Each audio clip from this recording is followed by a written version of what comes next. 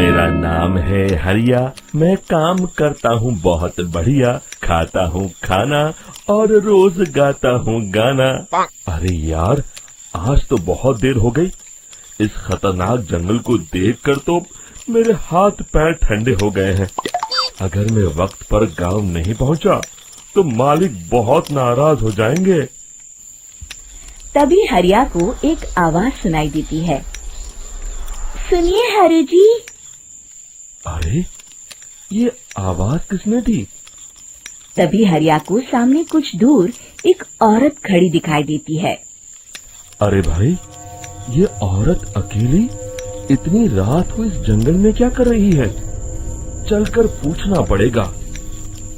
फिर हरिया अपनी बैलगाड़ी उस औरत के सामने लाकर रोक देता है और उससे पूछता है। अरे सुनिए, आप इतनी रात को इस खतरनाक जंगल में अकेली क्या कर रही हैं?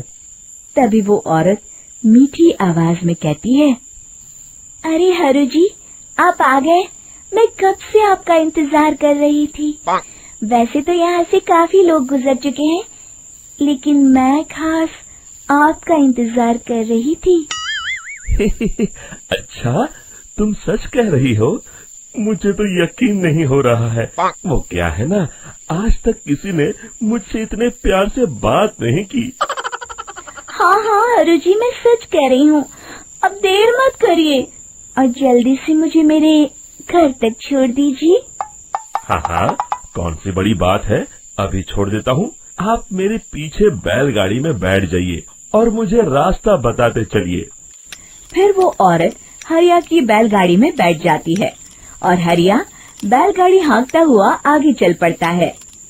फिर उस औरत के बताए हुए रास्ते पर चलते चलते हरिया बैलगाड़ी लेकर एक काली गुफा के आगे आकर रुक जाता है।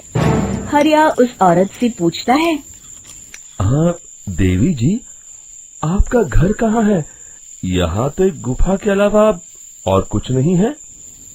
तभी अचानक वो औरत हवा में उड़ने लगती है। देखते ही देखते उसका सुंदर रूप एक डरावनी चुड़ैल में बदल जाता है और वो जोर जोर से हंसती है।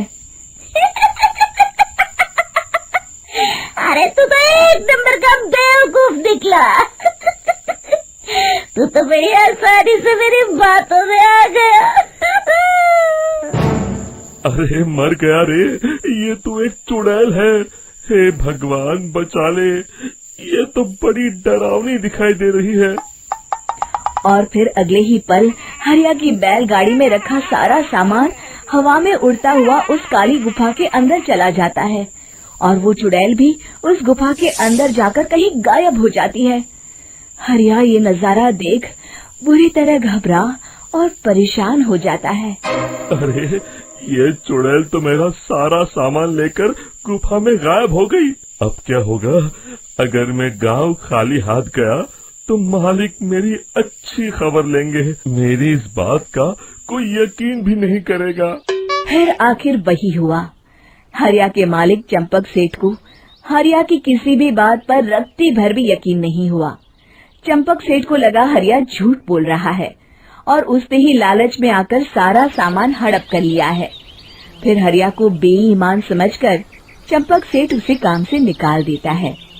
अगले दिन अपनी दुकान में परेशान बैठा चंपक सेठ गुस्से में बड़बड़ाता है। अरे, दुकान में तो सामान बिल्कुल भी नहीं है।